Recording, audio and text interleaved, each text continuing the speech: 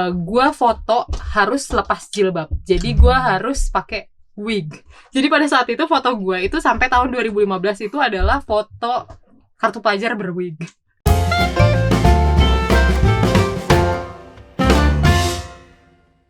Halo Cali, selamat datang di Santap Malam. Akhirnya lu bisa Oh my God. kita bisa ngobrol dengan lebih lama gitu ya. Betul sekali. Sebelumnya kan lu masuk di yang make up tapi cuma setengah video gitu. Betul banget, cuma setengah video. Terus satu lagi juga gue masuk tuh yang Yang pahlawan. Gak Cuma ada karena ada masalah teknis gitu ya. Iya gitu. Jadi sekarang kan lagi bulan Ramadan gitu ya. Lagi bulan puasa. Dan lu dulu S1 apa S2 yang di Turki? Oh, jadi lo pengen tahu soal Turki nih sekarang? Iya, gue pengen banget. Dulu tuh gue suka sama Hagia Sophia, sejarah Turki gitu. 1453 Sultan Mehmed menaklukkan Konstantinopel gitu. Sekarang Istanbul ya. Okay. Iya, jadi gue dulu di Turki itu S1, bukan S2. Iya, jadi gue menghabiskan waktu yang cukup lama di sana. Nggak lama-lama banget, mungkin ya 5 tahun lah. Tapi lumayan lah ya 5 untuk tahun tahu. Lama loh. Iya, suatu negara. Lumayan lah. Kenapa, Za? Ada yang lo pengen tahu dari kehidupan di sana? 5 tahun berarti lu lulus SMA umur 18, 17 gitu kan? 18 gue lulus SMA. Terus lu sekolah bahasa dulu di situ? Iya, jadi sekarang tuh mungkin agak beda sistemnya, tapi zaman dulu itu semua orang yang mau kuliah di sana dan dapat beasiswa pemerintah sana itu biasanya diminta untuk ngambil pendidikan bahasa 1 tahun dulu supaya siap gitu ya nanti pas kuliah. Mau lo kuliahnya bahasa Inggris tapi tiba-tiba dikasih bahasa Turki ya jadi tetap bisa gitu kan. Lo belajar bahasa Turki 1 tahun? Ya jadi nggak 1 tahun sih, mungkin sekitar 8-9 bulan lah. Jadi mulai Oktoberan sampai bulan Juli ya. Ya paling 8-9 bulan lah, benar. 8-9 bulan. Susah nggak?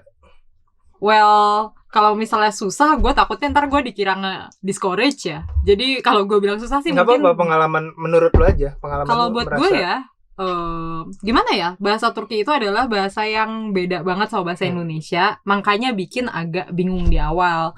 Tapi apa ya, once you get the hang of it, kalau menurut gue bisa cepet kok, karena bahasanya itu lumayan logis, pengecualian nggak terlalu banyak, tapi emang aturannya banyak gitu. Itu yang bikin sulit, dan juga strukturnya beda banget sama bahasa Indonesia.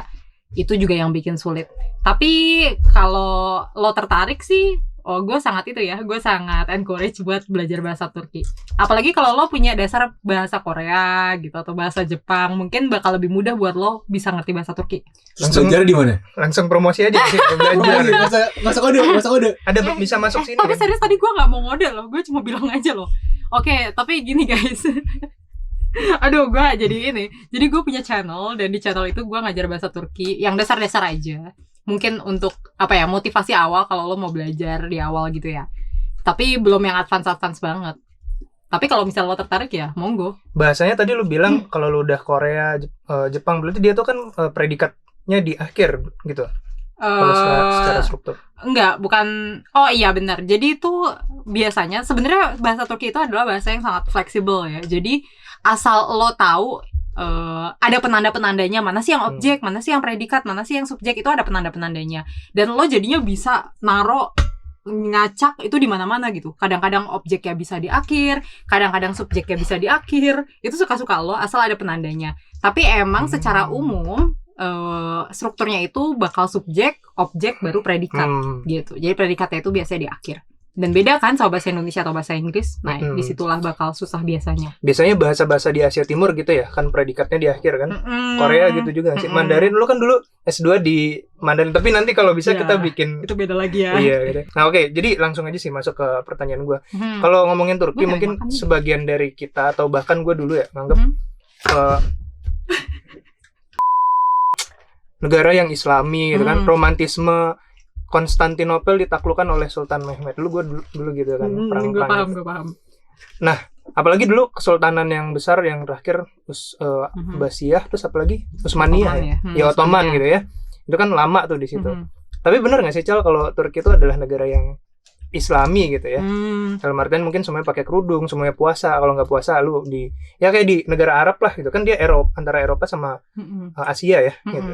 Jadi sebenarnya tuh tadi awalnya gue udah mau nanya itu tuh, menurut lo emang apa sih definisi negara Islam gitu? Karena gue nggak tahu nih harus neranginnya gimana kalau gue nggak tahu definisi awalnya. Tapi kalau misalnya negara yang Islami, as in semua orangnya pakai kerudung, semua orangnya itu menjalankan perintah Islam yang kita tahu gitu ya, yang bener-bener perintah seke itu apa sih? Strictnya banget ya, rukun gitu Islam, kan? misalnya rukun iman gitu kan. Nah kalau gue sih bisa bilang enggak ya. Jadi negara Turki itu sebenarnya negara yang emang Republik modern Turki ini diciptakan untuk jadi republik yang lebih sekuler gitu. Jadi memisahkan hubungan agama dan hubungan pemerintahan lah ya, at least gitu. Dan jadinya ini punya imbas terhadap rakyatnya yang dulu at least gitu kan, beberapa hak beragamanya itu agak dibatasi gitu. Kayak misalnya kalau cewek pakai jilbab agak susah karena hak-hak dia nanti ada yang bukan hak-hak sih, tapi dia bakal punya privilege yang lebih sedikit daripada orang yang nggak berjilbab, misalnya kayak gitu. Contohnya maksudnya gimana? Dalam pemilihan umum atau dalam sekolah gitu yang pakai kerudung jadi diprioritaskan terakhir gitu masuk. Jadi tuh gini, jadi zaman dulu itu ya waktu zaman awal kemerdekaan itu kan memang orang-orang Turki banyak yang sedang apa ya benar-benar pengen bangun dan pengen melepaskan diri mereka dari kekangan keislaman sultan ya, gitu ya, kesultanan gitu. Kesultanan gitu kan. Nah, jadinya yang diidentikan dengan kesultanan itu kan ya berarti aturan-aturan Islam dan simbol-simbol Islam dong gitu, kayak misalnya jilbab lah, peci lah atau fez ya bahasanya. Terus hal-hal seperti itu sangat di-discourage gitu pada saat itu. Jadinya banyak orang-orang yang di perkotaan itu melepas jilbab itu karena mereka mau gitu. Tapi masih banyak juga sih sebenarnya kalau di desa-desa itu orangnya tetap pakai jilbab walaupun nanti ada masanya di mana orang yang pakai jilbab itu bakal agak kesusahan karena misalnya di sekolah dilarang pakai jilbab, di beberapa tempat umum dilarang pakai jilbab. Kalau lo kerja untuk pemerintah lo dilarang pakai jilbab. Kayak gitu. PNS misalnya, kayak lu nggak boleh pakai jilbab misalnya kalau di Turki. Oh malah nggak boleh ya? Kalau zaman sekarang sih kayaknya boleh ya, setahu gue. Sekarang udah boleh gitu. Tapi setahu gue kayak sebelum tahun 2010 aja itu kayak masih belum boleh deh. Bahkan kuliah gue sempet tuh ngalamin kuliah, gue foto harus lepas jilbab. Jadi gue harus pakai wig. Jadi pada saat itu foto gue itu sampai tahun 2015 itu adalah foto kartu pelajar berwig. Bukan gue berjilbab. Itu yang menarik ya, gue pernah baca cara ngakalin mereka nggak mau auratnya kelihatan pakai wig ya kan. Ada beberapa perempuan Turki yang kayak gitu. Benar. Koreksi ya kalau gue salah, itu karena kebijakan atau populisme Islamnya Erdogan juga bukan pengaruhnya? Betul sih salah satunya. Jadi sebelumnya itu kan kayak tahun 80-an awalnya itu sebenarnya nggak ada peraturan yang benar-benar peraturan nggak boleh pakai jilbab gitu enggak. Tapi kayak emang udah secara tidak tertulis orang-orang itu di-discourage untuk menggunakan jilbab. Tapi itu kan jadi masalah pas tahun 80-an tuh karena Turki itu mengalami urbanisasi gede-gedean kan dari desa ke kota. Nah orang-orang desa itu kan banyak yang berjilbab gitu. Nah orang-orang kota kaget dong tiba-tiba sekarang kok banyak orang berjilbab gitu ya. Nah itulah yang sempat mendorong ada peraturan yang lebih strict lagi soal nggak boleh nih pakai jilbab di kampus, nggak boleh nih pakai jilbab di tempat-tempat pemerintahan atau di tempat-tempat umum tertentu kayak gitu. Nah tapi semenjak Erdogan itu mulai jadi pemimpin lah di Turki gitu kan, awalnya dia gubernur gitu kan, terus setelah dia jadi gubernur dia jadi presiden. Kayak di Indonesia ya ada yang kayak gitu juga. Betul sekali. Karena itu dia populer banget berarti kan. Populer banget. Jadi emang dia sempat populer banget ya, terutama kayak dekade pertama tahun 2000 gitu ya. Itu dia sempat populer banget. Sekarang juga masih populer, cuma mungkin sekarang udah mulai banyak yang bisa mengimbangi kali ya. Jadi nggak sepopuler dulu gitu. Sorry, itu populernya karena dia emang membawakan yang gue pro Islam yang lama gitu. Dia membawa kayak gitu-gitu apa gimana? Ini correct me if I'm wrong ya, soalnya gue juga nggak terlalu merhatiin zaman itu ya at least. Tapi waktu tahun 2000-an awal itu dia itu emang apa ya, kebijakannya itu emang mengubah gitu. Kayak emang ekonomi di Istanbul waktu itu jadi lebih baik gitu. Istanbul jadi kota yang lebih layak untuk ditinggali kayak gitu kan. Biasa lah ya. Lebih makmur gitu kan.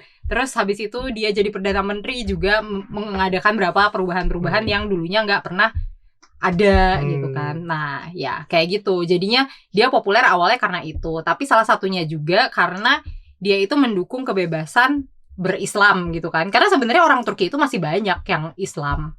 Cuma yang Islam emang pengen ngikutin pakai jilbab, pengen sholat dan segala macam itu masih banyak. Cuma waktu itu mungkin agak kesusahan gitu karena. Maksud lu kebebasan berislam membebaskan kayak ritual-ritualnya. Kalau dulu nggak boleh azan pakai itu nggak sih? Nggak tahu ya. Dulu sempat pernah ada azan itu harus pakai bahasa Turki. Jadi nggak boleh pakai bahasa Arab. Dan sempat juga Al-Quran itu semuanya diterjemahin ke bahasa Turki deh, setahu gue ya.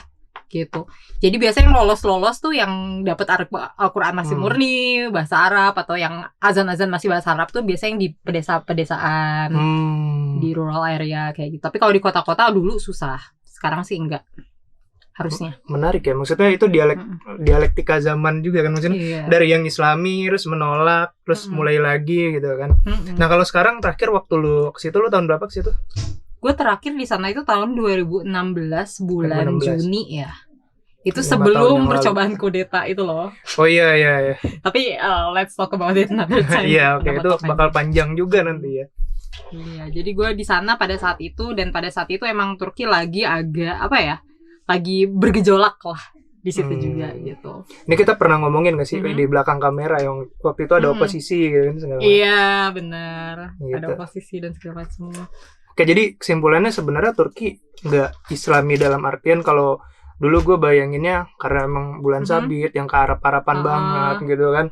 Apalagi mukanya kayak orang Arab campur Eropa gitu. Gue ngeliat dulu nilainya gitu. Tapi terus kan gue juga dibilang negara sekuler, terus pada bilang kalau Turki mengarah ke sekuler. Bahkan Erdogan ini juga disalahin nggak sih karena sekuler gitu? Maksudnya kalau gini ya, emang ini kayaknya di semua negara kayak gini. Orang sekuler nyalahin seseorang itu jadi orang Islamis. Orang Islamis itu nyalahin seseorang jadi orang sekuler kayak gitu. Jadi sebenarnya kayak gak ada yang bener sih. Padahal juga si politikus itu ya dia oportunis aja nggak sih? Betul. Ya kan? Kalau suara ya. Jangan serang gue, fans-fansnya siapapun yang ada di sana. Tapi menurut gue sih ya, namanya politisi ya banyak. Iya, maksudnya gue juga ini sih, kita harus kritis juga nggak sih?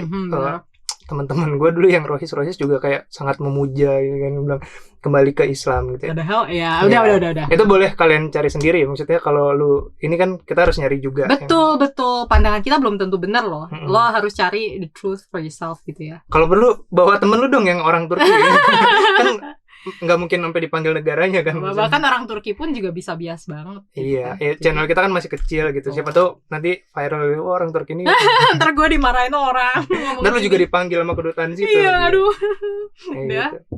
Oke. Oke, udah terakhir ya.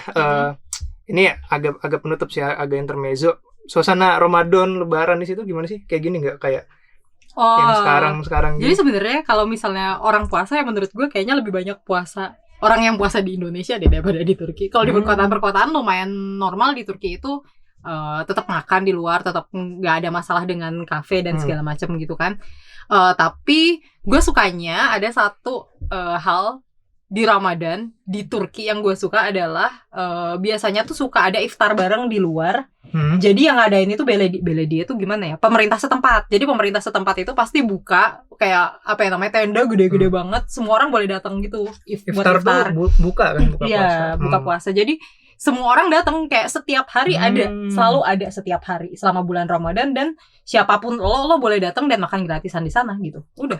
Itu gue suka banget. Kayak kalau di sini Masjid Istiqlal kan juga ada yang masjid-masjid kita kan juga banyak. Kalau itu sampai pemerintahnya ya. Iya, kalau di sana pemerintahnya buka kayak gituan. Ya itulah dalam itu sosial juga gitu kan. Iya, menarik ya. Satu deh pertanyaan terakhir, di sono rumah makan disuruh tutup nggak kayak di sini?